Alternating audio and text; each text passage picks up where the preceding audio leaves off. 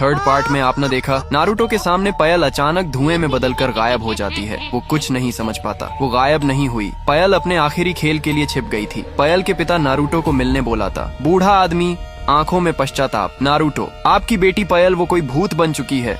लेकिन ऐसा क्यों? पायल का पिता कुछ देर चुप रहता है, फिर कांपते हाथों से एक चाकू निकालता है। पायल का पिता धीरे से, मैंने ही मारा उसे, उस दिन उसे जंगल में ले गया क्योंकि मुझे बेटियां नहीं पसंद थी। चाकू से उसके सीने में वार किया। ये रहा वही चाकू। नारुतो हैरान और गुस्से में, आपने अपनी बेटी को सिर्फ इसलिए मार दिया क्योंकि वो बेटी थी। पायल का पिता, अब वो लौट आई है, तुझे रोकना होगा। इसी चाकू से गांव में डर का माहौल है। तब एक आदमी हाँफता हुआ नारुतो के पास आता है। आदमी डरते हुए, नारुतो, गांव के सारे बच्चे गायब हो गए हैं। खेतों के पास कुछ लिखा मिला, खून से लिखा है, अब मेरी बारी है। नारुतो गुस्से में, पायल तू सच में राक्षस बन गई है। नारुतो चाकू लेकर खेतों की तरफ दौड़ता है। पायल के चारों तरफ बच्चे बैठे हैं, रो रहे हैं। पायल किसी को मारने ही वाली होती है। नारुतो वहां पहुंचता है। नारुतो चीखते हुए, बस कर पायल, ये बच्चे तेरा बदला नहीं है। पायल धीरे से, आंखों में आंसू, जब मेरे पापा ने मुझे मारा मैं रोई थी नारुतो, लेकिन किसी ने नहीं सुना। अब सबको सुनना पड़ेगा। नारुतो, तेरा दर्द सही था, पर ये रास्ता नहीं। तेरे पापा ने तुझे मारा था, मैंने नहीं, इन बच्चों ने नहीं। पायल धीमी आवाज में, क्या मैं सच में राक्षस बन गई हूँ नारुतो? नहीं, तू